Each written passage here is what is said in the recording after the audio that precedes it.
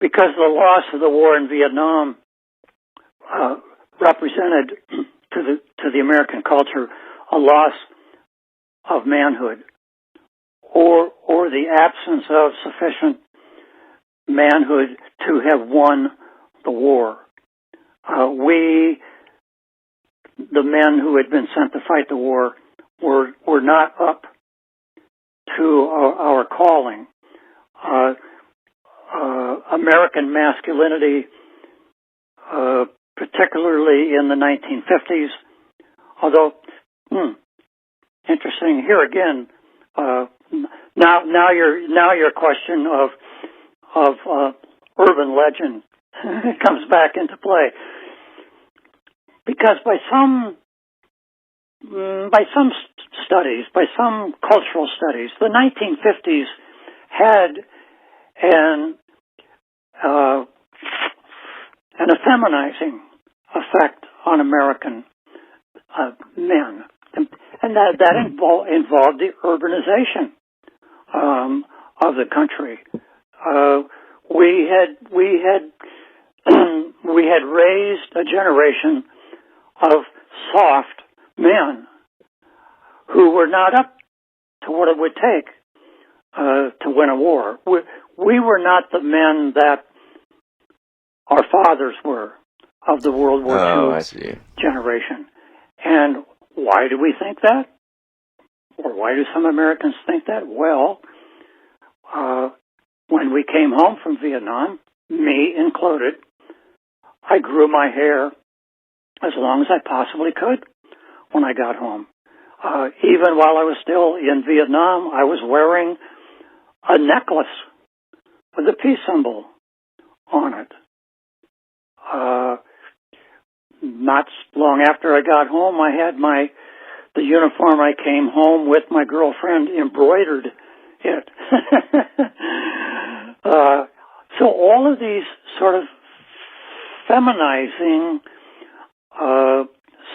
signatures, signia, of men, even men like me who went to Vietnam, suggest that a rising femininity in the culture was the betraying element. To go back to what I said earlier, we lost the war, according to the narrative, because the war was lost on the home front. And what that meant was that this softness in American culture had bubbled to the top, and it had sapped our young men of the will to war. It had sapped the nation of its will to support the war. And so the betraying cultural element in that was femininity. And if we lost the war, if we, the men, lost the war, or if you men lost the war, then who was the war really lost to? It was lost to women, you see. And so the imaginations go. I mean, even if then you only hear that soldiers were spat on, and if you believe that, but you are left then to imagine, so who would the spitters have been? You put two and two together, all right? It was women, and indeed, here's a fact, right, that women were very prominent in the anti-war movement, you see.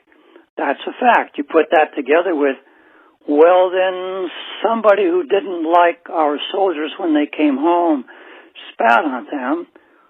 Who likely were the spitters? It's women, you see. You see how it all, my book is really, in some sense, less about the empirical question, was anybody spat on or not, right, than it is about the study of why some people believe that veterans were spat on. So it becomes a study really of, I don't know, the mind, the culture, the imagination, you see? Yeah, That's really what the book is about.